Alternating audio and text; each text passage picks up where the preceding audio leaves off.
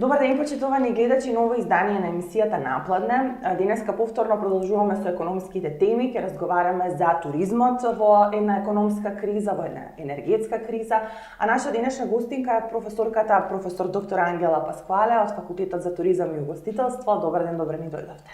Добар ден, добро ве најдов и ви благодарам за поканата. Прв пат сум во вашето студио и прекрасно се чувствувам. И благодарам и вам што ја прифативте поканата. Еве ќе започнеме од енергетската криза, како обстојува туризмот. Вие сте професор на факултетот кој што се занимава конкретно и прецизно со оваа гранка, па какви се состојбите? Моментално состојбите на вистина овој сектор е многу потресен и тоа се почетоци, меѓутоа многу е страшно што тој веќе доживеа една огромна криза со короната и многу е истрошен и истоштен, а сега следува и нова криза, тоа е енергетската криза која што е проследена со покачување не само на горивата и на енергијата, него покачување на сместувачките капацитети, на храната, а сето тоа е поврзано со самиот туризам. Тоа значи дека од истражувањата кои што ги најдов моментално најновите истражувања на интернет, негде отприлика 46% е транспортот покачен, што значи дека тоа транспорт влие нормално на вкупниот туристички аранжман. Негде отприлика 18 до 19% се сместувачките капацитети покачени и негде 9% е храната, можеби и 10%. Тоа се три основни елементи кои што го чинат туризмот и кои што влијаат врз конечната цена. Тоа значи дека можеби короната беше еден момент каде што луѓето беа изолирани и на тој начин едноставно беа желни за патување и уште не го имаме добиено оној вистински ефект што ќе го донесе оваа нова енергетска криза. Затоа што се уште не знаеме по која насока ќе се одвиваат работите, бидејќи до кога газ од горивата ќе има толку висока цена, дали ќе дојде до нивно нормализирање на цените. Сето тоа влијае врз многу, не само врз туризмот, него и многу други сектори кои што ќе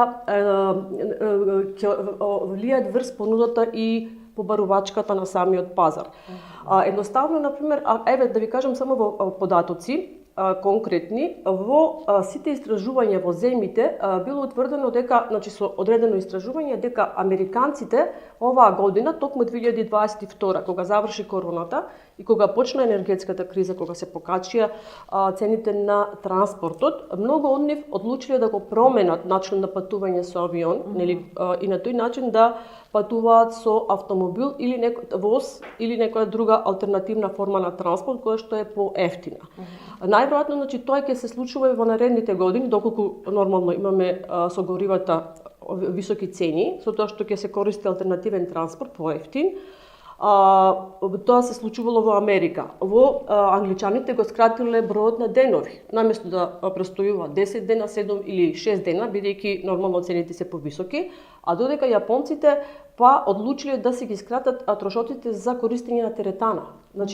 Сепак во ова време кога зборуваме за базични потреби, едноставно она што можеме да скратиме малку луксузот. Кој што го имаме, тоа се козметички услуги, теретани, масажи, не може да скратиме храна или плаќење на, да речеме, ако изнајмуваме стан. Најверојатно во таа насока ќе се движат работите во следните неколку години, меѓутоа се зависи од повторно велам, од како ќе заврши војната со Русија и Украина, нормално гасот каква цена ќе добие и како ќе се стабилизира понатака, дали ќе има рецесија, отпуштање од работа.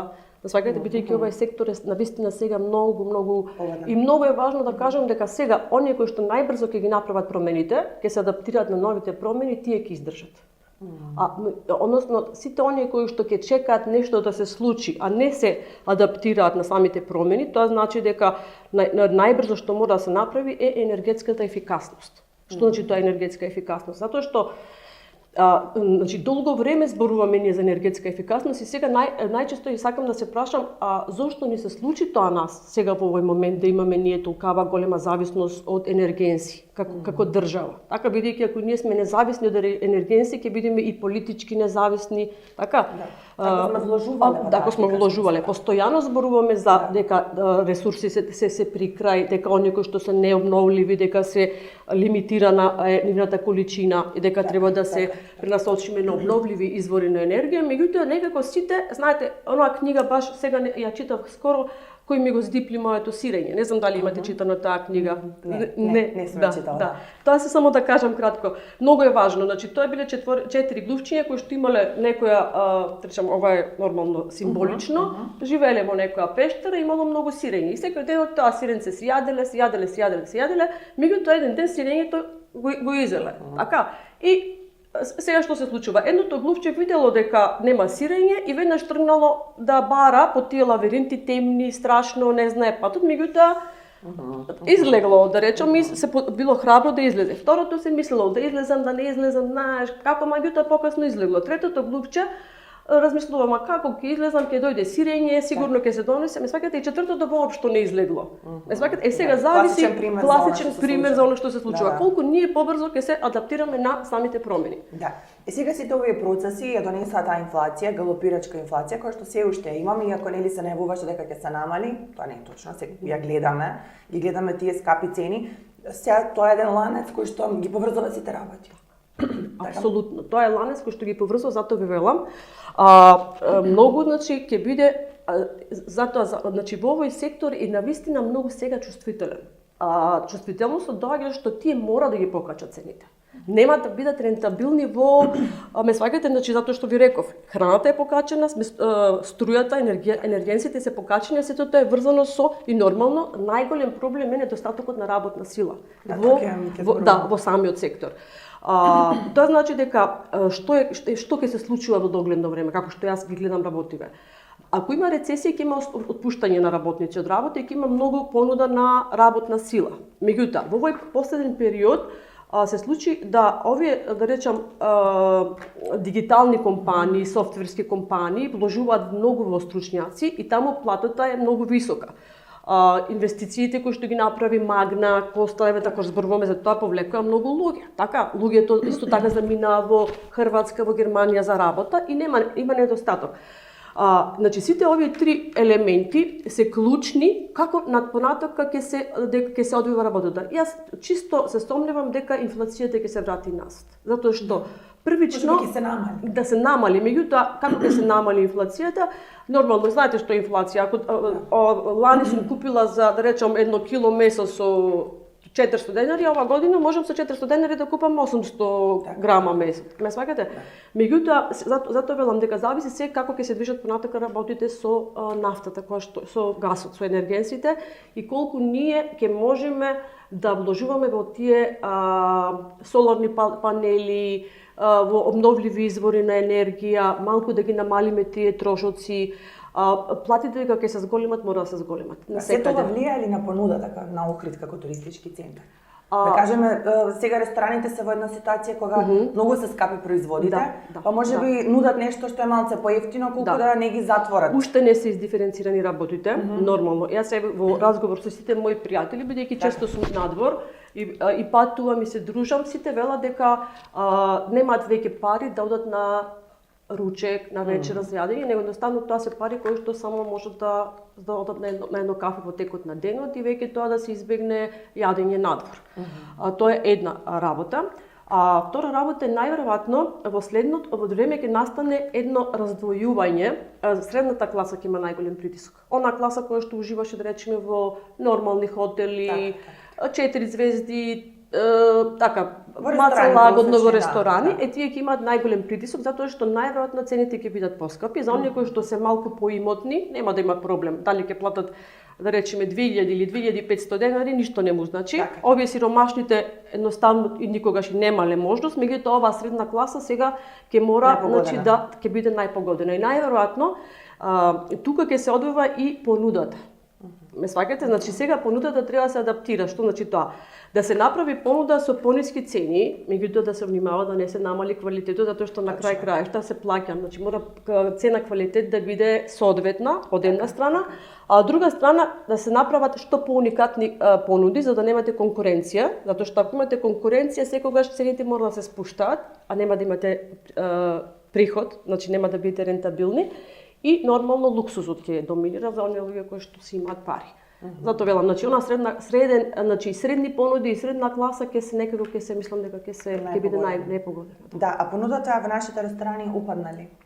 Имате ли понудата мора да нешто? опадни, затоа што како што разговарам со рестораните, првично нормално самата високи сметки за енергија, тоа мора да направат одредени промени, брзи промени.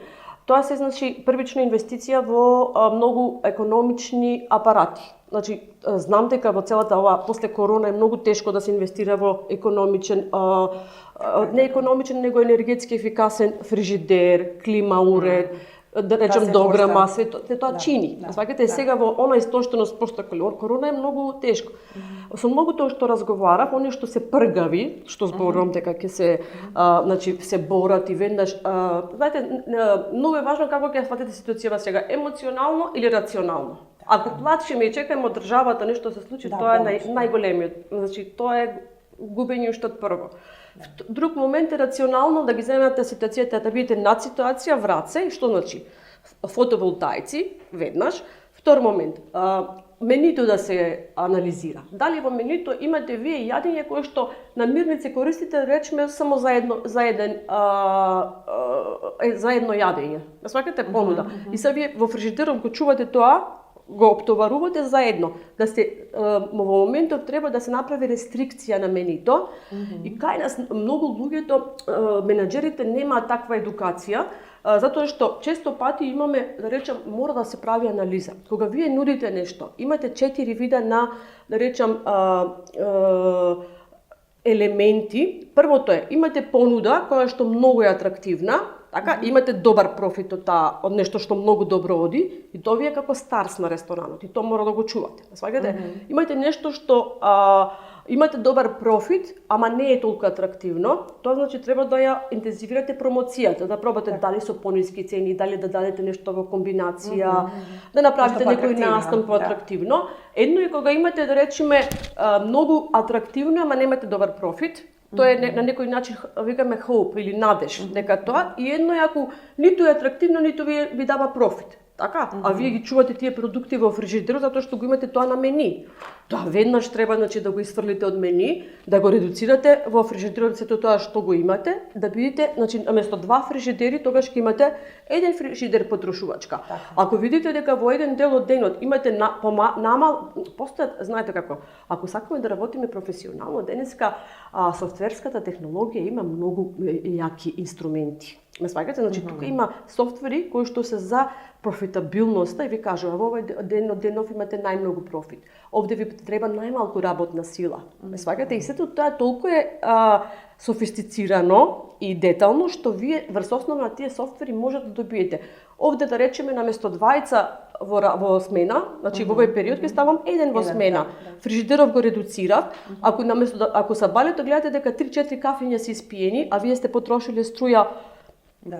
Ме сваѓате, имате вработени се до тоа, отворете го локално малце покасно. Да, веднаш добивате совет. Ме сваѓате и веднаш мора тоа да се, значи брзо да се реагира. Значи, али фотоволтаици сите, значи хотели веднаш мора да размислуваат на фотоволтаици. Да, малце начнавме и темата околу дефицитот на кадар. Еве малце околу тоа да поразговараме, што е тоа што најмногу недостига. Знаеме дека од секој профил недостигаат работници. Да кажеме тоа, но да кажеме и за студентите. Дали факултетот се уште го бираат студентите? Дали е, да кажеме, еден од оние кои што студентите сакаат да ги изучуваат? Или сепак стагнира интересот? Така, како што реков, зависно од тоа како ќе се одвиваат понатака работите, дали ќе има рецесија или нема рецесија, меѓутоа ова е една од најболните точки. Јас свој го потенцирав и пред короната, значи многу го потенцирав затоа што пред короната беше веќе почна да се видно да се покажува недостатокот на работна сила во угостителството. Најголем проблем беше посебно со готвачи, професионални готвачи и професионални келнери. Тој почна, меѓутоа најголем проблем беше што менаџерите во тој момент не беа свестени дека не може 300 евра да зема некој кој што работи во овој сектор. Како да овој сектор да беше потценет. Сваќате, значи некој што нема работа може да најде веднаш работа како келнер, што апсолутно не е така, бидејќи вие постојано треба да вложувате во вашиот персонал. Тој е оној кој што ви го дава квалитетот на вашиот објект. Сваќате, локал. Тоа е на некој начин и угледот. Угледот. Вие кога ќе го видите еден вработен, неговата униформа, неговиот израз на лицето, неговиот однос, неговата култура, веднаш знаете дали се наоѓате во убаво место или во некое место каде што нема менаџерска рака. Ме сваќате? И затоа викам кај нас менаџерите некако нема, да речам, доблест или едноставно висока свест дека потребно да се вложува постојано во тој кадар.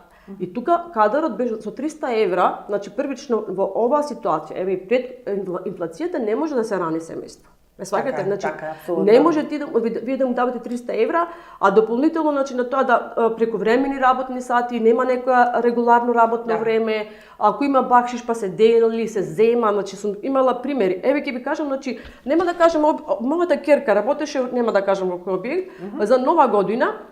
Баш за Нова година, значи има дете кое што ги прави сите коктейли, знае убаво да, значи буквално и брза е работа, не дека ми е ќерка, меѓутоа знам. И побара 1500 денари за една вечер. И менаџерот, не знам со какво објаснување, не може 1500 денари, 1000 денари. Тие работеа четворица, значи четворица 4000 денари. Значи 2000 денари, ако давате по 500 денари, четворица 2000 денари. Ако тој локал дали ќе го отвори за Нова година или ќе работи или нема да работи профитабилно за 2000, зависи, подобро затворете и одите негде. Ме сваќате? Значи тоа не е до дека треба да се направи нов бизнис план, дека немаме толку дека не ги разбираме. Да, бизнис план во кој што така треба да се инвестира во самите вработени. Сега, она што рековме дека недостатокот, да, моментално имаме недостаток на келнери има недостаток, значи нема многу на келнери. Да, меѓутоа, сигурна сум дека ако на келнерите му дадете, меѓутоа, зборувам за келнери кои што се обучени, така, она што викаме професионални, можат убаво да ви го објаснат менито, да му верувате при самиот настап, едуцирани, воспитани, знаат јазик. Тоа е, значи 600 евра тие, ако му дадете 600 евра плата, со потора бакшиш, јас мислам дека никој понатока нема да размислува да заминува во странство. Сваќате, меѓутоа никој, сите, го кажав случајот, значи како 1000 денари дневница, тоа ви се, значи, од дневница, меѓутоа ако е на плата 24.000, мислам дека не даваат, тоа се 400 евра, значи апсолутно не се храни фамилија, затоа што знаеме дека двајца треба да работат по 500-600 евра за да имаме некој дигнитет на живење. Да не се преживува толку да може да се живее. Да, не зборувам за некој голем луксус и комфорт. Сега, како моментално, значи најголем проблем е што голем дел од нашите знаете дека кај нас нема, значи да ми побарате готвач и келнер аз не можам да ви дадам. Сите се вработени. Апсолутно сите кои што излегоа од нашиот факултет, сите се вработени и сега е тренд Хрватска. Значи, тие од мај месец до октомври одат во Хрватска, таму добиваат 1200 евра чисто нето плата, сместување и плюс 3 обруци во текот на денот. Што значи дека тие, дополнително, ако имаат и бакшиш, значи се враќаат овде негде со 4000, можеби 5000 евра за 3 месеци. А тие 5000 евра, ако ги направите во калкулација, за една година овде ќе ги земаат, сваќате, значи, и затоа тие се одлучуваат на нормално за една година. И дали за една година, зависно каде работи. И затоа нормално дека Хрватска има недостаток, пошто бидејќи после короната исто така мигрантите се замина. Нема, значи нигде веќе не работат, одите во Лондон, одите се тоа, значи така мигранти кои што работат на тие позиции. Хрватска ни ги повлече сега многу македонците и сите сега се жалат, знаете колку, например, разговарав, моментално од општина правиме еден регистар на локални производители на храна. Знаете дека сите што ги сконтактирав, имаше Андрејци во едно село близу до Арбиново, имаше многу убав етно објект, кој што, не знам, неколку милиони инвестираше, со музеј, со сето тоа, и јас го прашувам како работи, што вика јас го затворив, немам персонал. Значи, сета таа инвестиција пропадна, затоа што нема персонал. Значи, може клучна врата да става каде тој дефицит. Да. Многу е веројатно клучна врата. Затоа ви реков, многу е важно сега како ќе се адаптираат. Дали ќе го сватат менаџерите дека треба да дадат повисока плата, фотоволтаици и многу економични понуди. Зборувам за нашиот град, бидејќи нашиот град не работи со луксузни гости. Сваќате да знаете, значи економично. Еве на пример Тиноса ќе спомнам како добар пример.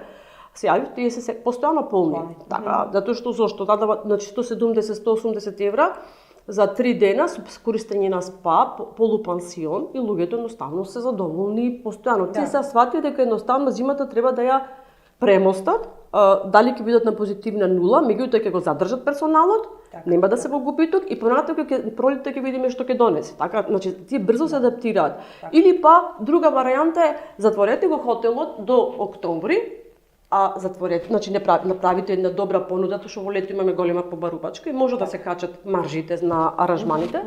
Да се затвори во октомври, меѓутоа тоа е за мене полош избор, затоа што повторно треба да се мачите со персонал. Е така, а персоналот ви е тој кој што ви кажа квалитетот. Вие да одите во еден објект, самите знаете, и да нема нешто да недостасува, ако персоналот е љубезен, ви објасни нешто, вие тоа ќе го компензирате. На сваќате нема сте лути. А на сето тоа кој персоналот е неедуциран, замислете си бифтек сега, некој господин порачува бифтек кој што знае како треба да се јади во топла чинија и му го носи некој од 18 години кога никогаш во животот не пробал бифтек. Ме сваќате? Не може така. Тоа не е туризам.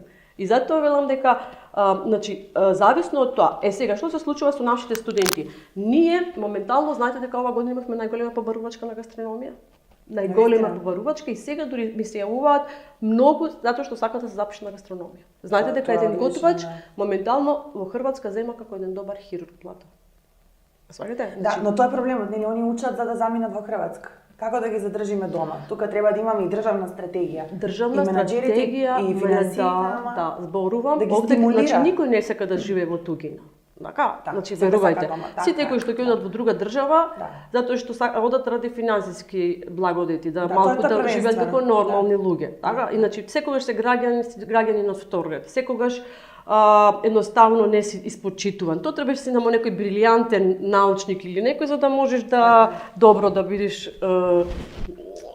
оценет или прифатен од самата заедница. А другите се сите граѓани од втор ред кои што работат многу понижувачки професии. Ме сваќате дали се чистачи, дали се мислам во фабрика за месо, угостителски објекти, мислам помошници во кујна. Меѓутоа во секој случај тие таму земаат 1200-1400 евра плата на таков начин. Ме сваќате?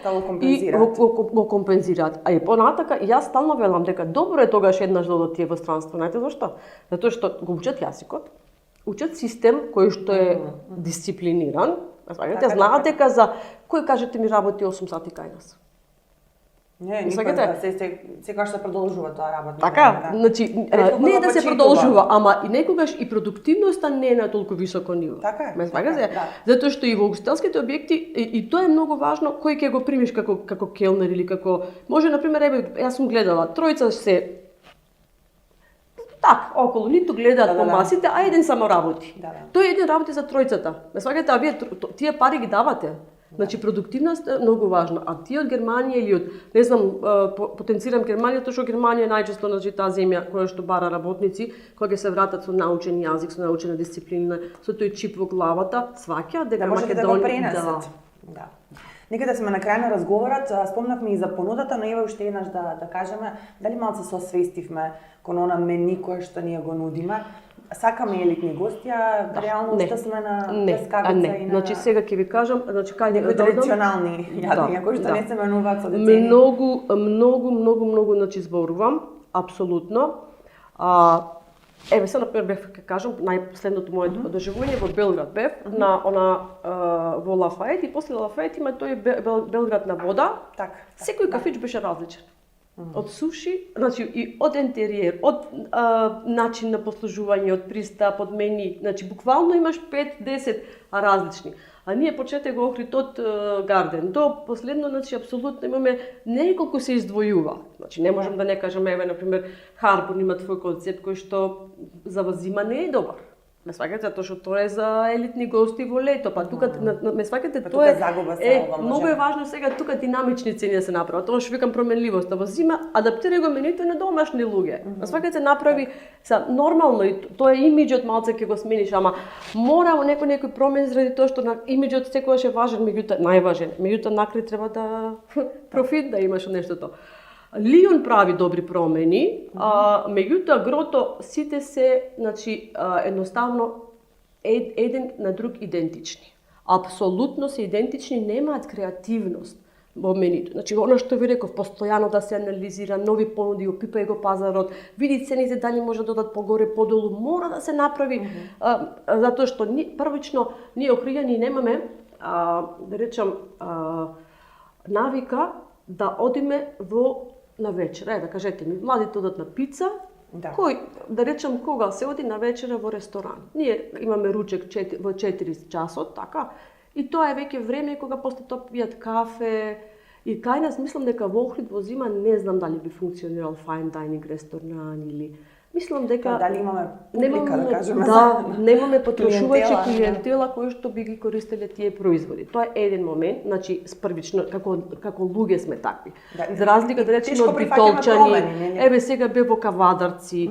Тие знаете како фамилиарно го излегуваат, трошат и во струга е дури поинаква малце размислувањето, значи влезите во Версус, влезите во Аквариус, постојано луѓето фамилиарно излегуваат. Кај нас ние таква немаме навика првично.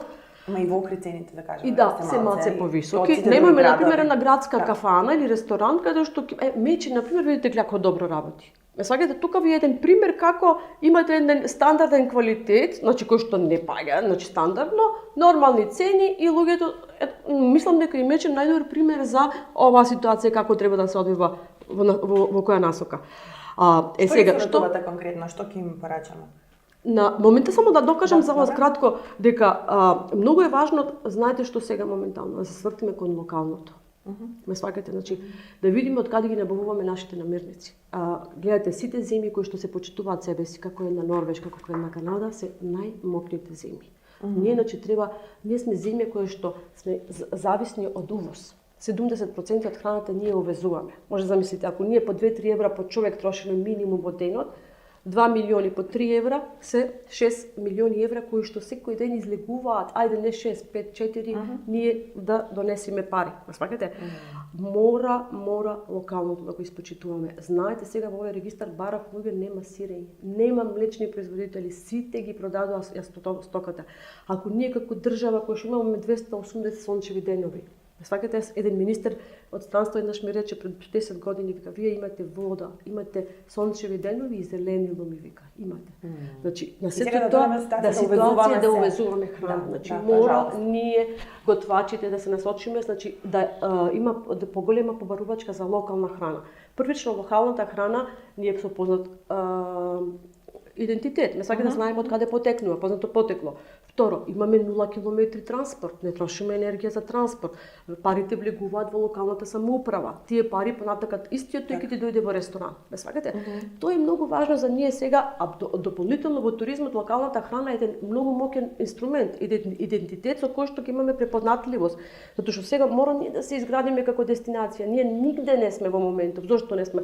Вамо е Албанија, која што знаете како патишта направи, има море, италијанско влијание во ресторани. Ваму Грција веќе сериозна. Знаете, ваму Црна Гора нели со русите се крена и така. Ние паѓаме како во дупка. Со што ќе се понудиме? Знаете, мора да правиме на стратегија за препознатливост, конкурентска препознатливост на пазарот. Тоа се викаме позиционирање на пазарот, кое што за жал го немаме. Значи имаме толку летови, Малме, Виена, Милано, кај се гостите? Многу е важно, значи локална храна, да се, значи од локални производители, тоа да се стави како многу моќен инструмент во самото, да се јакне свеста на граѓаните за локалното и угостителскиот сектор, значи да размисли за платите, зависно како ќе се движат работите. Реков, ако имаме рецесија, ќе имаме отпуштање, тогаш ќе имаме многу работна сила, која што ќе, знаете, понуда и побарувачка таа ви креира, не емоции. Така. Тоа е она што го креира пазарот. И адаптирање, како што реков, брзо на промените. Така. Мислам дека дадовме многу совети и многу информации. Ви благодарам многу на сето ова што кажавте. Навистина одличен разговор. И благодарам. Ви благодарам и вам, почитувани гледачи, што и денеска бевте заедно со нас. Се дружиме следниот понеделник. До тогаш, довидување.